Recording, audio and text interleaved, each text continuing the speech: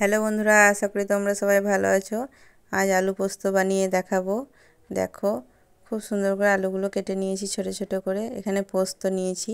তোমরা যদি পোস্তটাকে 10 মিনিট আগে জলে একটু ভিজিয়ে রাখো, দিয়ে শিলবাটাতে বাটো, খুব সুন্দর পোস্তটা মোম করে বাটা যাবে।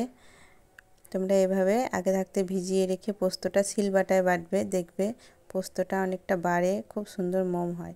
তেলের মধ্যে 5 ফোড়ন দিয়ে দিচ্ছি একটু।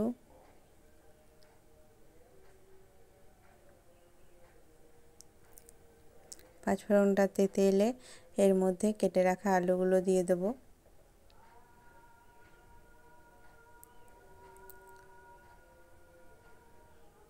আলুগুলো দিয়ে একটু ভেজে নেব লাল করে একটু।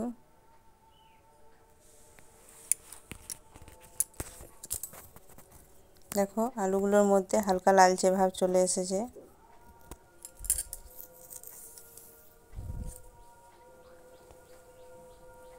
এর মধ্যে আমি পোস্ত বাটাটা দিয়ে দিচ্ছি। আলুটা হালকা ভাজা হয়ে এসেছে। পোস্তটা দিয়ে একটু নাড়াচাড়া করে নেব। তারপর এর মধ্যে স্বাদমতো লবণ দেব।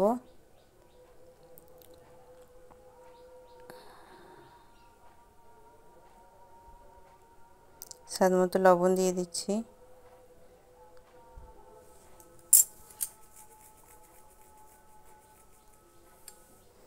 তারপর আমি একটু জল গরম করে রেখেছিলাম পোস্ততে দেওয়ার জন্যে।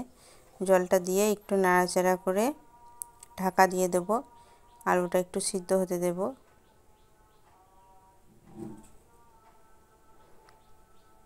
3 মিনিট পর ফিরে আসছি।